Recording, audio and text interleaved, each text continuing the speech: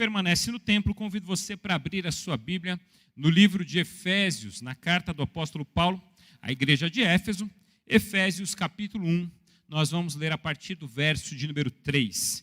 Esse vai ser o texto base da nossa reflexão, Efésios capítulo 1, capítulo 1 a partir do verso de número 3.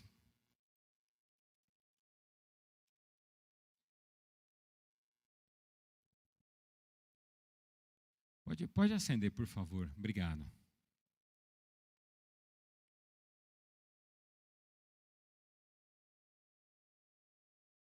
Nós vamos ler capítulo 1, do verso 3 ao verso 14.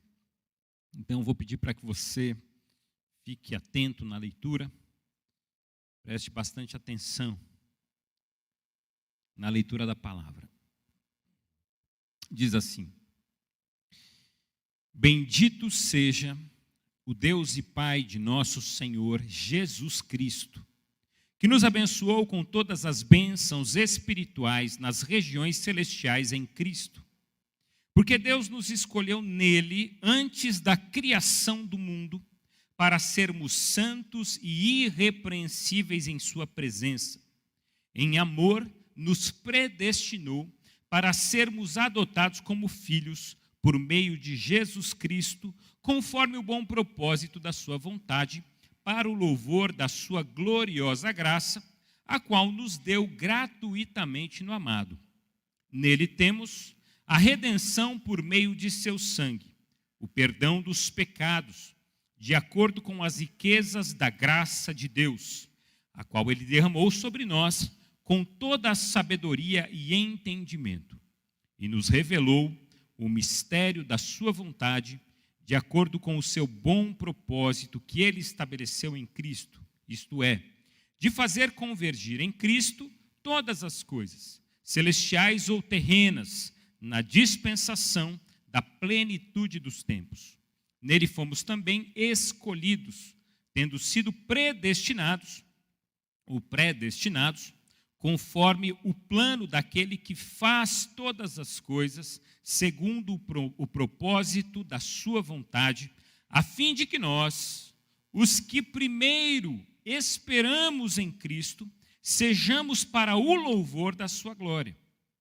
Quando vocês ouviram e creram na palavra da verdade, o evangelho que os salvou, vocês foram selados em Cristo com o Espírito Santo da promessa, que é a garantia da nossa herança até a redenção daqueles que pertencem a Deus para o louvor da sua glória. Você já deve ter ouvido, em vários momentos da sua caminhada cristã, a definição de graça. O que é graça? Graça nada mais é do que um favor imerecido. Todos nós gostamos de ganhar coisas de graça. Um brinde, né? Talvez você seja daquelas pessoas que adora chegar no mercado e petiscar algumas coisas de graça nos corredores do mercado. E aí você dá mais uma voltinha e esbarra no mesmo corredor para petiscar de novo. Porque você gosta de coisas de graça. Você gosta de ganhar coisas. Tem gente que adora fazer aniversário e adora ganhar presente. Tem gente que não gosta tanto, mas tem gente que adora ganhar presente. Tem gente que gosta. De graça é maravilhoso.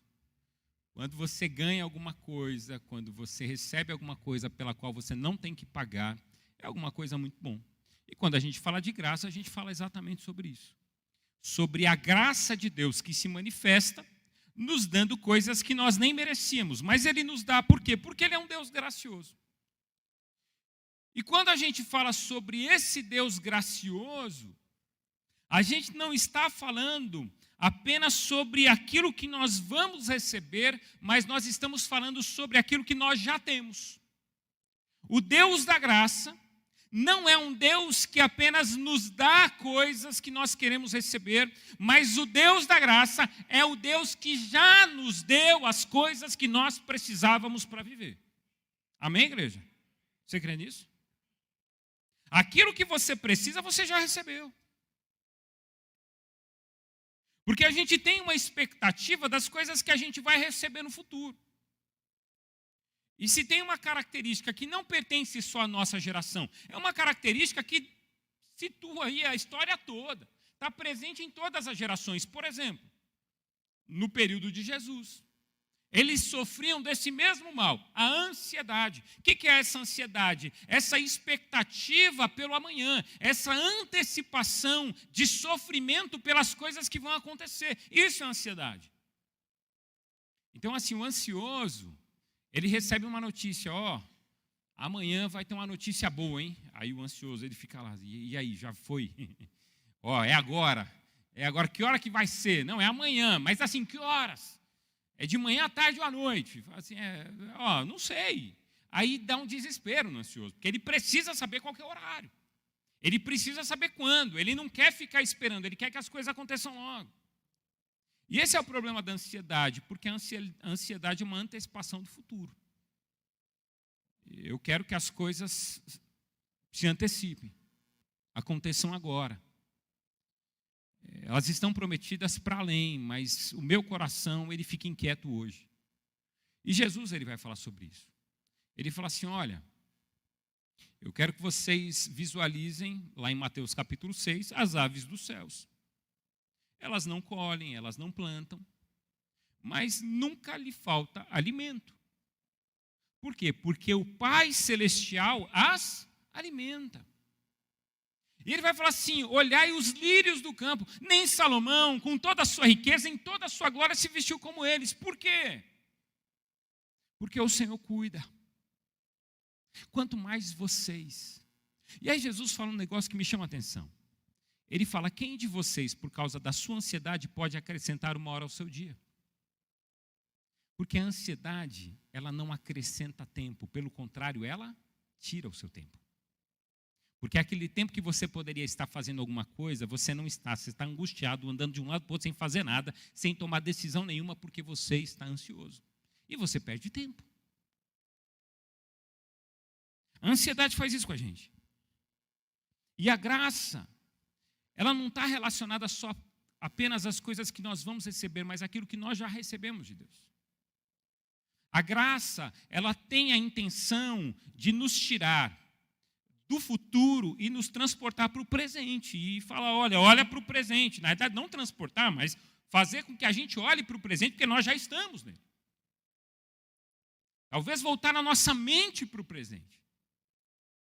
Porque a gente está tão com o olho focado no futuro que a gente esquece que a gente está vivendo hoje. E esse texto, ele foi escrito pelo apóstolo Paulo justamente por isso. É um convite. O apóstolo Paulo, ele vai dizer que bendito é o nosso Deus, o Deus e Pai de nosso Senhor Jesus Cristo. Ele é bendito, Ele é Senhor, Ele é grande, Ele é exaltado, Ele deve ser adorado por uma razão muito simples. Esse Deus, Ele não vai abençoar você no dia de amanhã. Esse Deus, Ele não tem bênçãos para você no futuro. No texto, o apóstolo Paulo não está trabalhando no futuro. O apóstolo Paulo está dizendo justamente isso, que esse Deus, Ele já nos abençoou com toda sorte de bênçãos espirituais nas regiões celestiais.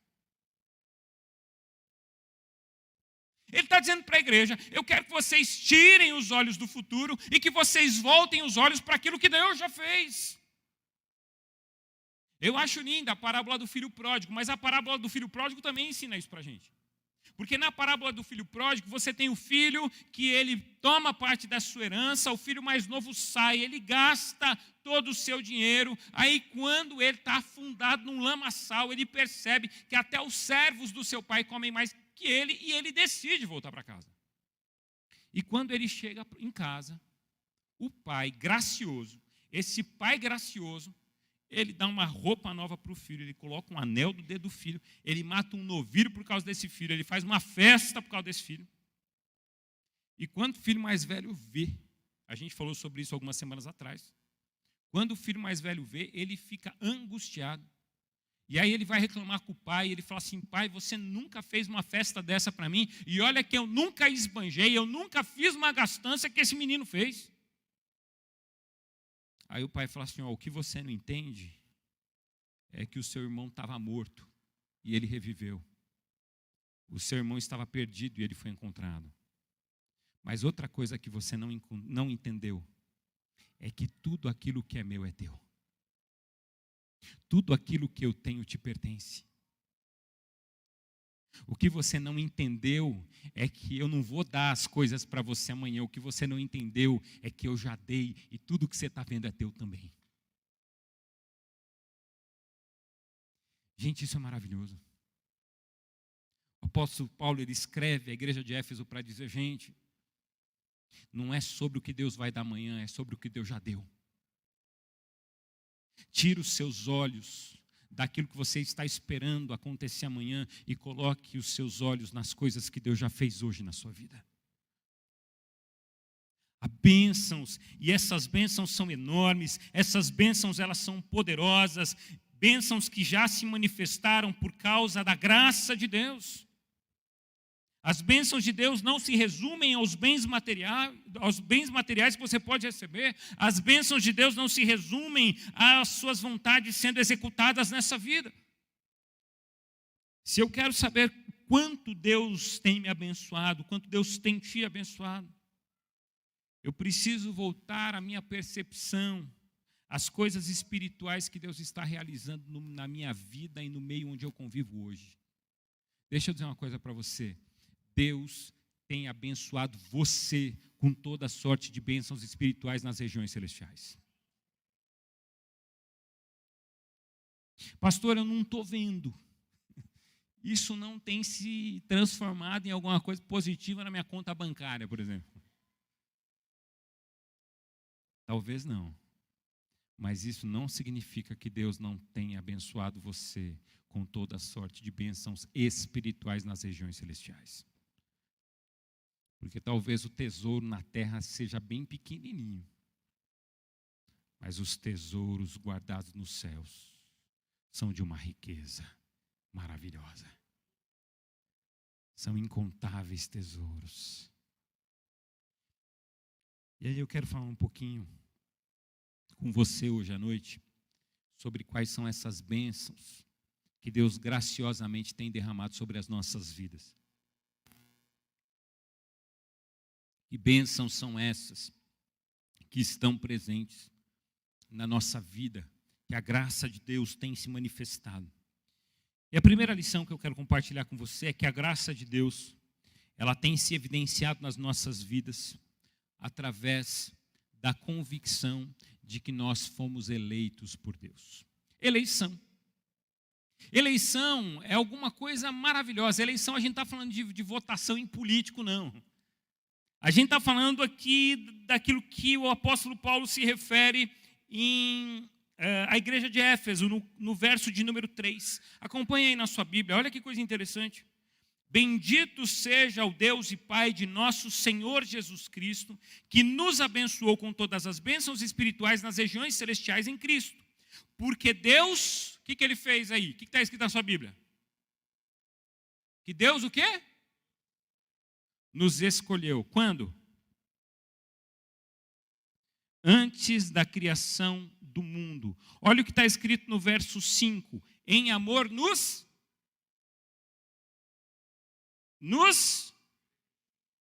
predestinou. Presta atenção no que o apóstolo Paulo está falando. Ele está dizendo exatamente o seguinte. Foi Deus quem nos escolheu antes da fundação do mundo. Gente, ô notícia maravilhosa. Presta atenção nisso. Foi Deus quem escolheu você. Você não tem capacidade nenhuma de escolher Deus. Eu não tenho capacidade nenhuma de escolher Deus. Ninguém aqui teria capacidade de escolher a Deus, porque todos pecaram e destituídos estão da glória de Deus. Nenhum ser humano tem condições de escolher Deus. Porque quando a gente olha para a realidade bíblica, Jesus e o apóstolo Paulo, eles vão dizer, foi Deus quem nos escolheu. E não escolheu ontem, hoje, Ele nos escolheu antes da fundação do mundo. Glória a Deus. Você foi escolhido. Foi Deus quem te chamou. Foi Deus quem falou para você, ó, vem até mim. Porque assim, ó, talvez você fale assim, não, pastor, mas foi eu que quis ir na igreja, foi um dia que eu estava lá, e aí o pastor fez o apelo, eu falei assim, eu quero entregar minha vida a Cristo. Ok, você tomou você deu esse passo. Mas eu vou fazer uma pergunta para você. Eu tenho condições de me arrepender por mim mesmo? O que a Bíblia diz? Como é que funciona o arrependimento segundo a palavra de Deus? Que a conversão ela acontece quando o Espírito Santo me convence do quê? Do pecado, da justiça e do juízo. Aí eu pergunto para você, se o Espírito Santo não me convencer, eu tenho condições de me achegar a Cristo? Não tenho. Eu acho lindo quando Jesus, ele faz a oração sacerdotal e ele vai dizer, Senhor, eu não perdi nenhum que o Senhor me deu. Aqueles que o Senhor trouxe até mim, eu não perdi nenhum. Porque o Senhor os chamou, o Senhor os escolheu antes da fundação do mundo, e essa é uma notícia maravilhosa. Deus, Ele me escolheu, Deus, Ele escolheu você para sermos propriedade dEle, para que Ele seja o nosso Deus e nós sejamos o seu povo. 2 Timóteo capítulo 1, versos 8 e 9, não preciso abrir, apenas acompanhe. Portanto, não se envergonhe de testemunhar do Senhor, nem de mim, que sou prisioneiro dele, mas suporte comigo os meus sofrimentos pelo Evangelho, segundo o poder de Deus, que nos salvou e nos chamou com uma santa vocação, não em virtude das nossas obras, mas por causa da sua própria determinação e graça. Essa graça nos foi dada em Cristo Jesus desde os tempos eternos. Aqui o que Paulo está dizendo assim, Deus nos chamou, Deus nos escolheu, e não tem nada a ver com aquilo que a gente fez, porque aquilo que a gente fez não vale de nada. Isaías vai dizer, os nossos atos de justiça são como os trapos da imundícia. Aquilo que a gente faz, e a gente fala assim, nossa, eu fui justo, hein? Isaías vai dizer assim, foi justo nada, isso aí é como o trapo da imundícia. Quando Jesus fala assim, sabe aquele que dá esmola? Pelo amor de Deus, o que a tua mão direita faz que não saiba a esquerda? Sabe para quê? Para que você não se orgulhe. Porque você foi chamado e não tem a ver com a sua obra, tem a ver com a obra de Deus em você. Pela graça sois salvos, Efésios capítulo 2, verso 8, nós lemos no início do culto, pela graça sois salvos mediante a fé, e isso não vem de vós, é um dom de Deus. É um presente de Deus. A salvação não é algo que nasce em você. Isso é um presente de Deus que acontece mediante a fé. E quem gera fé e quem age nas nossas vidas nos convencendo do pecado é o Espírito Santo de Deus. E ele vai dizer mais além, no verso 9, ele vai dizer assim, e não é pelas obras para que ninguém se glorie. Porque a nossa tendência é sermos soberbos e orgulhosos. Lembre-se de Davi. Saul foi uma escolha das pessoas, do povo. E Davi foi uma escolha divina. E Deus, ele coloca Davi no trono, e quando Davi se assenta no trono, Davi começa a reinar com a bênção de Deus, as coisas começam a acontecer no reino, o reino de Davi é um reino abençoado, o reino de Davi é um reino próspero, o reino de Davi é um reino que alcança grandes distâncias. Mas chega um momento em que Davi ele começa a achar que é por causa dele, que ele tem mérito nesse processo. Ele acha que tudo tem a ver com a vida dele. Davi, ele um dia vai tomar um banho de sol ali no seu palácio, e ali, da sua janela, ele vê uma moça tomando banho, e ele fala, tragam essa moça, porque eu quero tê-la. Essa moça era casada, ele se deita, você conhece essa história. A ruína de Davi começa aí, quando ele acha que é mérito dele e não tem nada a ver com Deus. A ruína do ser humano, ela começa a acontecer quando a gente acha que tem a ver com a gente e não tem nada a ver com Deus. Fui eu que construí, fui eu que conquistei, fui eu que alcancei. Quando você começa a abraçar esses méritos e dizer, é por minha causa, e você não consegue reconhecer que é por causa da graça de Deus na sua vida, é aí que a sua ruína começa. Quando eu leio isso, e assim, se a gente for andar o livro de Romanos, o apóstolo Paulo, quando escreve as cartas aos Romanos, a carta dele aos Romanos, a igreja de Corinto, as duas cartas, ele vai deixar claro o tempo todo que nós fomos escolhidos por Deus. E quando eu leio que eu fui escolhido, você sabe qual que é o sentimento que eu tenho? Deus tem misericórdia de mim. Eu não me acho melhor do que ninguém, porque eu sei que não tem nada a ver comigo. Não tem nada a ver comigo. A minha oração é: Deus tem misericórdia de mim.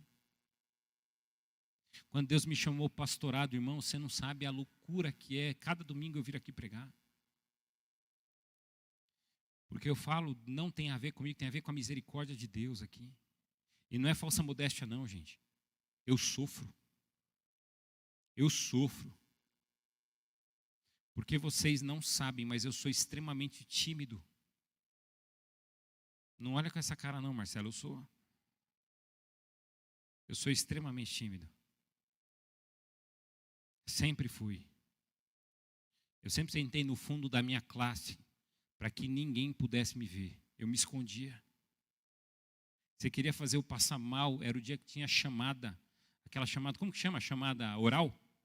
Chamada oral. Eu queria morrer.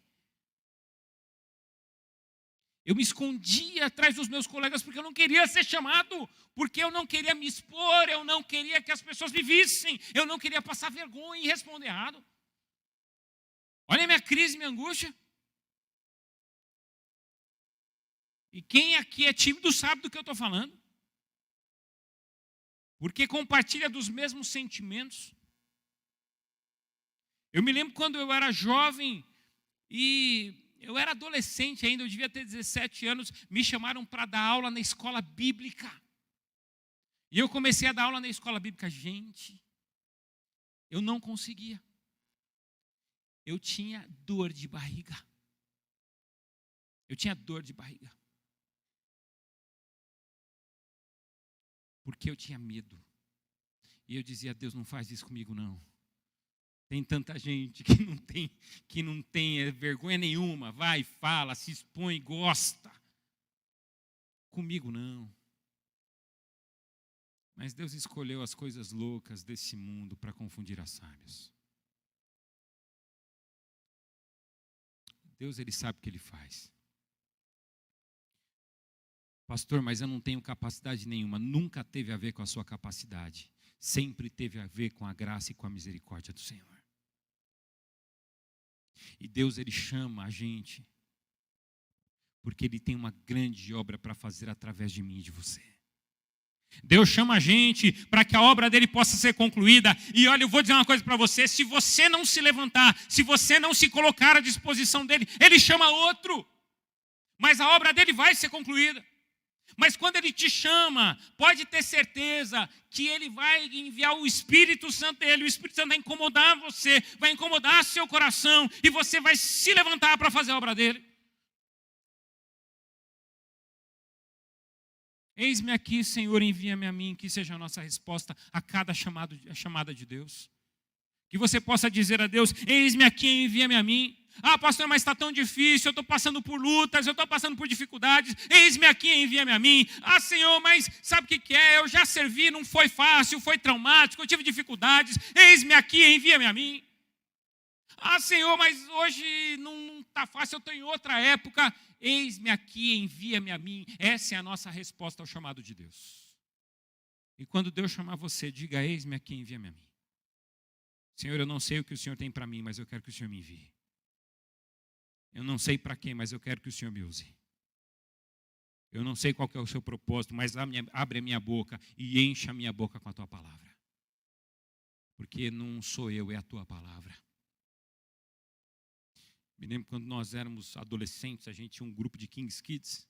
Aí o Mário e a Cris daí fazia parte, fui Kings Kindeiro já.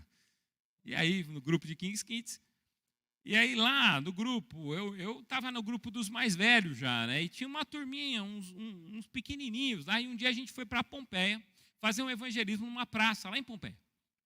Então, a gente fez umas apresentações, era um local, eu não lembro exatamente onde era, mas eu lembro que a gente fez as apresentações, e quando terminaram as apresentações, a gente tinha que sair e até as pessoas que estavam ali assistindo, parar elas, eu não lembro se era no comércio, se era na praça, lembro que a gente parava as pessoas e a gente evangelizava.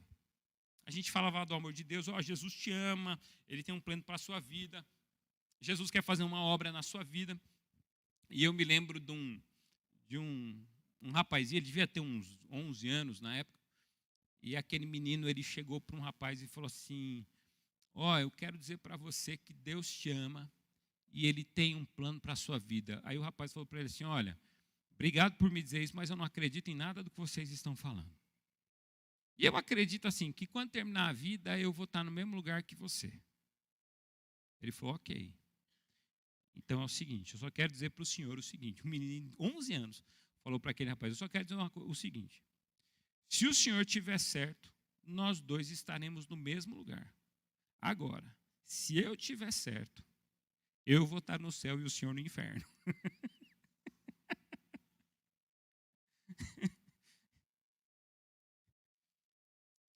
E a gente saía, e aquelas crianças evangelizando, e às vezes você passava do lado, tinha uma criancinha de 8, 9 anos, com um rapaz ajoelhado, e ela orando, porque fala assim, você não quer entregar a vida a Jesus? Fala aqui, ajoelha aqui então, que eu vou orar por você. Deus está usando. Deus usa as pessoas independente das circunstâncias de quem são. Deus não usa capacitados, Deus usa os disponíveis. E o disponível não é aquele que tem tempo de sobra, o disponível é aquele que tem desejo de servir. Eu sempre digo, quando Jesus ele estava pregando na praia e ele chamou os primeiros discípulos que estavam pescando, havia uma multidão seguindo Jesus, mas quem que ele chamou naquele dia? Os que estavam trabalhando. Isso só me faz pensar que o fato de eu ter muitas atividades no meu dia a dia não é razão para eu negar o chamado de Cristo. Quando Jesus chama, eu preciso aprender a dizer, eis-me aqui.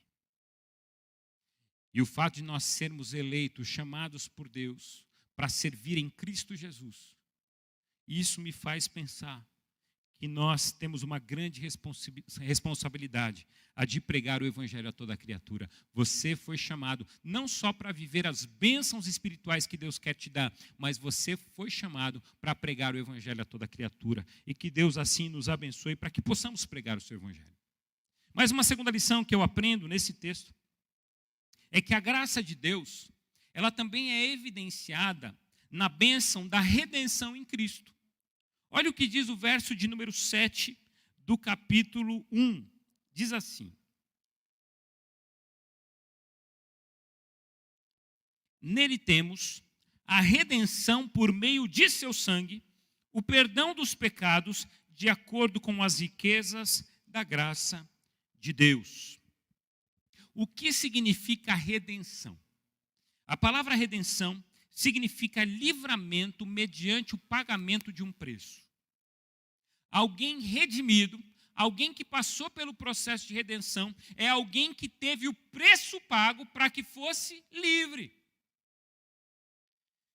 E aí olha o que o apóstolo Paulo está dizendo, vocês tiveram o preço pago. Por quem? Cristo Jesus. Cristo Jesus foi o pagamento.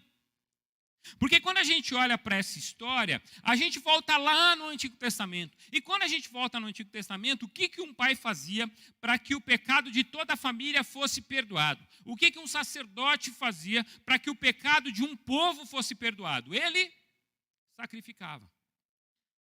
O que era o sacrifício? Ele ia lá, fazia um altar. Nesse altar, ele pegava um animal do rebanho dele, o animal perfeito, o animal que tivesse menos mancha, o melhor animal que ele tivesse, ele deveria sacrificar. E aí o que ele fazia?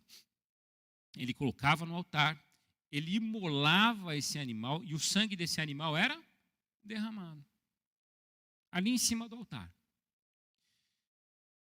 Quando esse sangue era derramado, a mensagem era justamente essa.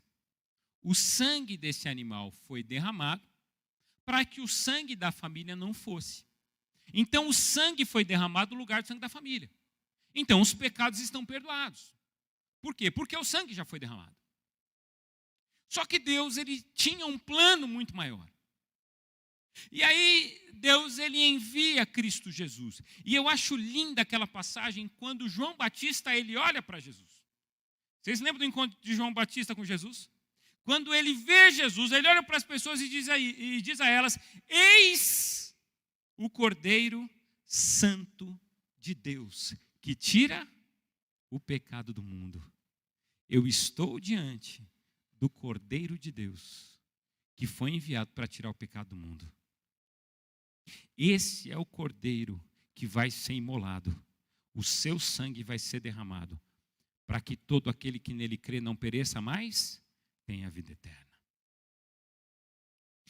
E aí, Jesus, ele declara para os discípulos: olha, é importante que a gente vá para Jerusalém, lá em Jerusalém eu serei preso e ali eu serei morto. E os discípulos ficam angustiados com essa informação. Eles falam: jamais que o Senhor vai ser preso, jamais, Pedro diz, né? Pedro, jamais que eu vou deixar você ser morto.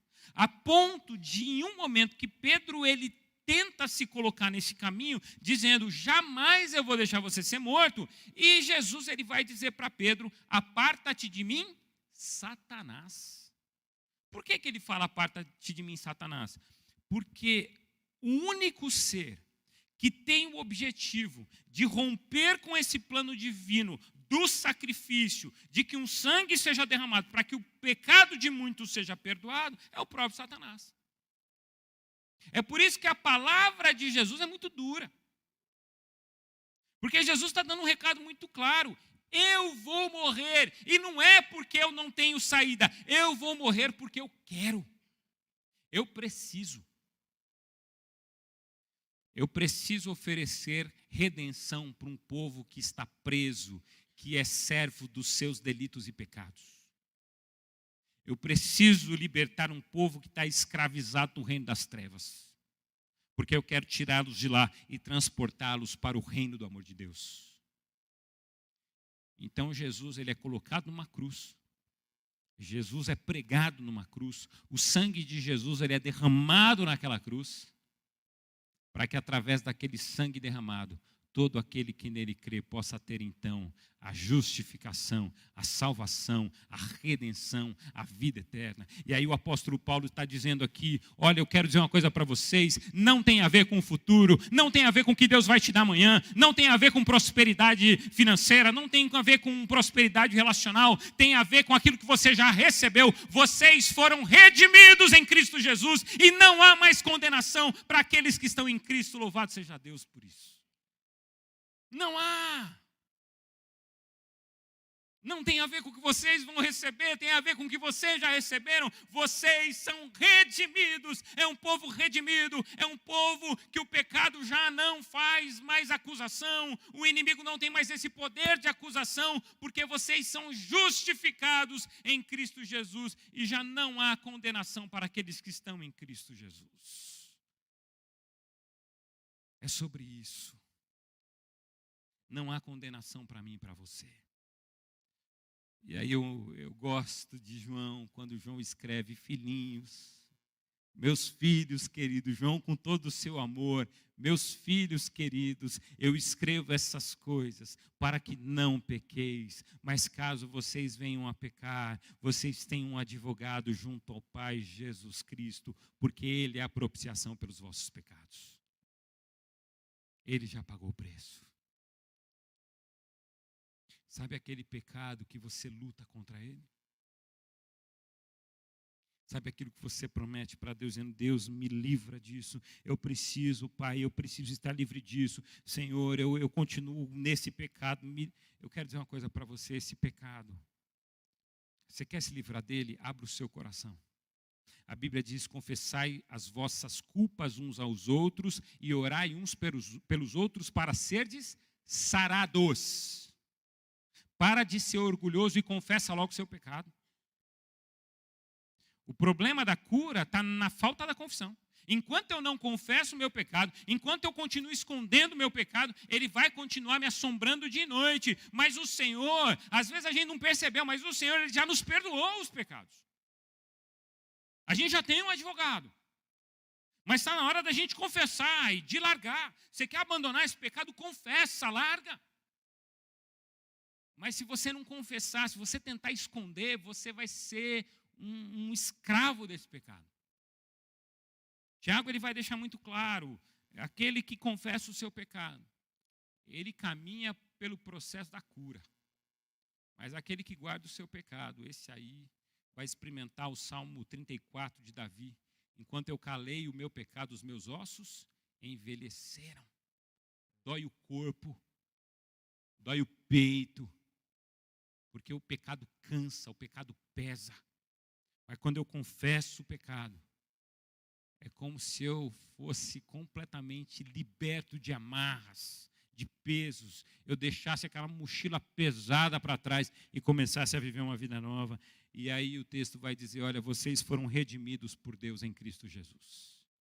E esse Deus, agora, vos adotou como filhos. Mas a graça de Deus também ela é evidenciada, em terceiro lugar, na bênção de sermos selados pelo Espírito Santo. Olha aí o verso de número 13 do capítulo 1. Ele vai dizer assim: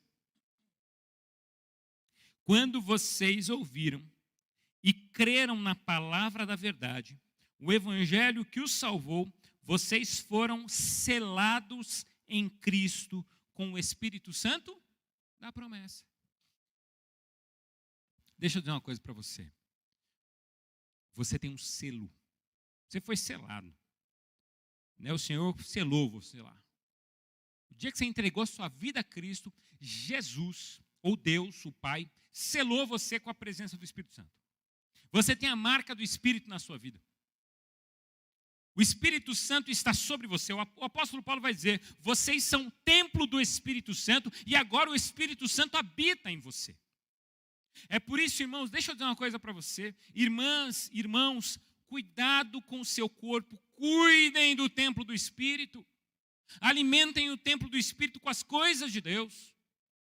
Cuidem do templo do Espírito. A gente tem um cuidado tão grande com as coisas da igreja, né? A igreja é um negócio que aqui a gente cuida. Aqui a gente ora, aqui a gente abençoa, aqui a gente abraça. Mas às vezes fora da igreja a gente é um terror. Fora da igreja a gente dá trabalho. Fora da igreja a gente não cuida de nada. Fora da igreja a gente fala qualquer coisa. Quando a gente está na igreja diante dos irmãos, a gente só tem palavra de bênção. É uma fonte de água doce a nossa boca. Irmão, você é uma bênção, irmão. É um varão de Deus, uma varoa de Deus.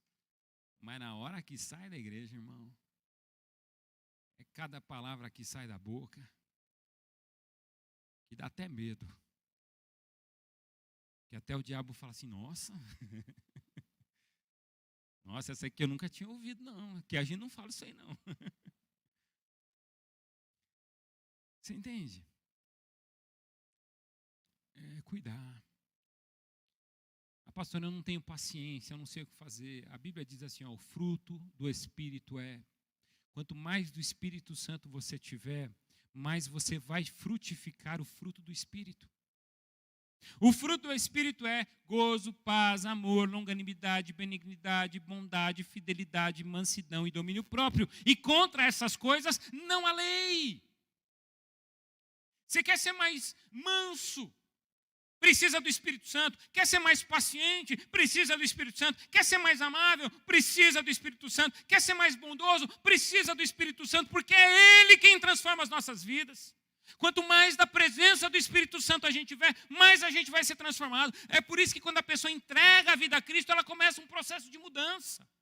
Quem começa esse processo? O Espírito Santo na vida dessa pessoa.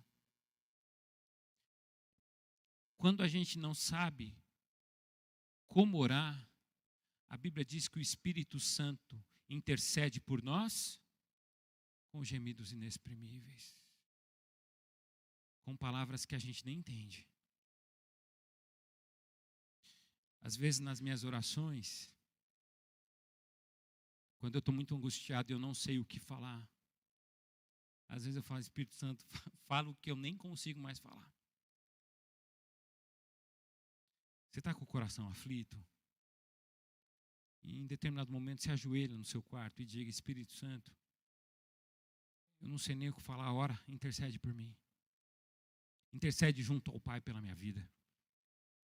Você que conhece o íntimo do meu coração, porque você sonda o meu coração, você conhece aquilo que eu nem sei falar sobre mim, o Espírito sabe falar sobre você as coisas que você não sabe falar.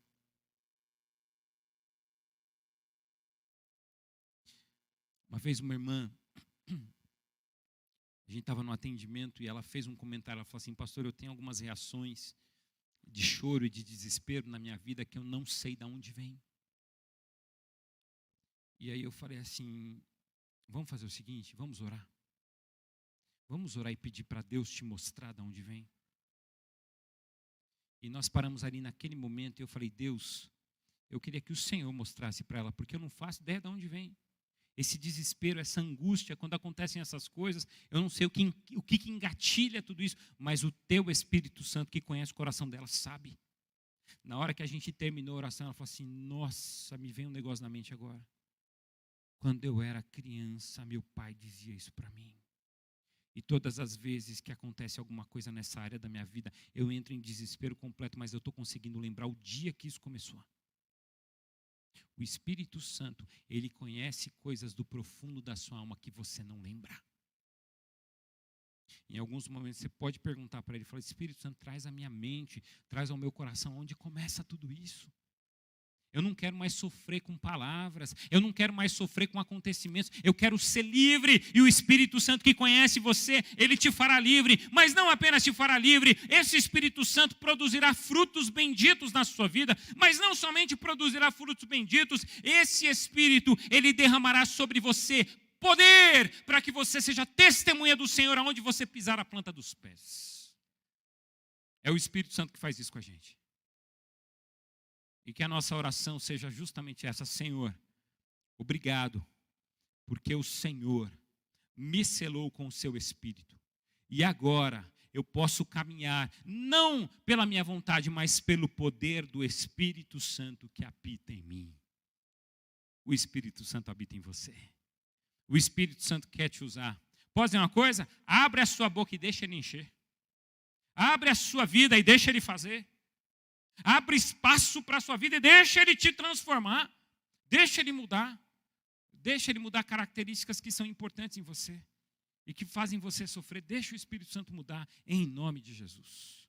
Eu quero encerrar essa mensagem dizendo justamente isso. Que Deus nos abençoou com todas as bênçãos espirituais. Bênçãos essas que evidenciam a graça de Deus em favor de todos nós. Eu quero dizer uma coisa para você. Nós precisamos reconhecer essa graça de Deus. Nós precisamos reconhecer que esse Deus, ele nos elegeu antes da fundação do mundo, que ele nos perdoou e que ele nos selou com a presença do seu Espírito Santo e que agora a gente pode caminhar nessa autoridade e nessa direção. Nós somos gratos a Deus. Nós não precisamos entrar em desespero, porque o Deus da nossa vida, o Deus que nos chamou, é o Deus que vai cuidar de todos nós a cada dia, a cada instante, a cada momento. A Bíblia diz que ele, o texto que nós lemos, diz que esse Deus que nos elegeu antes da fundação do mundo, ele nos adotou como filhos. Está escrito aí no seu texto. Ele nos adotou como filhos. Sabe o que o texto está dizendo? Que todos nós estávamos abandonados por aí e Deus, ele nos chamou para a sua morada celestial. Ele falou assim, a partir de agora você é meu filho, você não está mais sozinho. A partir de agora eu tenho uma vida nova para você. A partir de agora eu tenho uma caminhada nova para você e você não estará mais desamparado. Eu estarei convosco por todos os dias até a consumação dos séculos. Nós não caminhamos sós e louvado seja Deus por isso. Feche os seus olhos, vamos orar. Agradecidos a Deus. Agradeça a Deus. Que privilégio, que oportunidade especial que a gente tem hoje de agradecer a Deus, porque esse Deus nos chamou antes da fundação do mundo.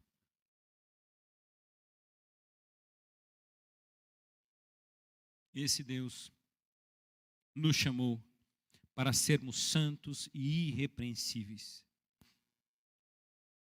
Ele nos adotou como filhos. Ele nos selou com o seu Espírito Santo.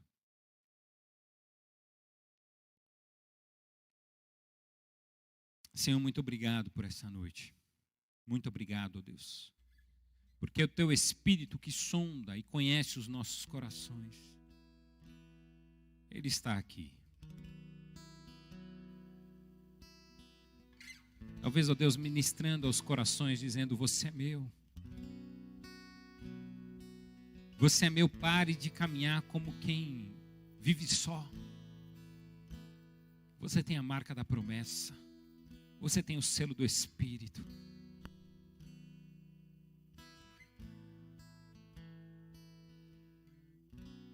Você não foi abandonado nesse mundo. Você tem um pai que te ama. Não é um pai que te abandona, não é um pai que te larga, não é um pai que te deixa, é um pai que te ama. E esse pai hoje está dizendo: você é meu filho, eu te escolhi. Eu te escolhi. Bendito seja o nosso Deus e Pai, aquele que nos escolheu e nos chamou de filhos, e que nos abençoou com toda sorte de bênçãos espirituais. Comece a ver as bênçãos que Deus tem derramado sobre você. Aquilo que Deus tem feito na sua vida é muito maior do que as coisas que você quer que aconteçam. As coisas que você quer que aconteçam na sua vida. Ó Deus, em nome de Jesus, obrigado, ó Deus, por essa noite. Obrigado, ó Deus, porque bênçãos espirituais são derramadas sobre a tua igreja. Obrigado porque nós não estamos abandonados. O Senhor nos adotou e o Senhor nos chamou de filhos. O Senhor nos tirou das trevas e nos transportou para o reino do seu amor. Ó Pai, não interessa qual seja a nossa história, não interessa, ó Deus, o que a gente fez de errado, não interessa, ó Deus, as coisas que nós fizemos no passado. O Senhor tem todo o poder de nos redimir em Cristo Jesus e refazer a nossa história. E talvez tenha gente aqui essa noite que está com vergonha da sua história, que tem medo de contar a sua história, tem vergonha das quedas que sofreu. Mas hoje o Senhor está dizendo: você é meu filho. Deus é o Pai que está em casa esperando você dar os passos de volta. E Ele te chama de meu filho, porque um dia você entregou a vida a Ele, e você tem o selo do Espírito Santo. Pai, obrigado por essa noite, obrigado por essa palavra. E enche os nossos corações com a tua paz. Em nome de Jesus. Amém.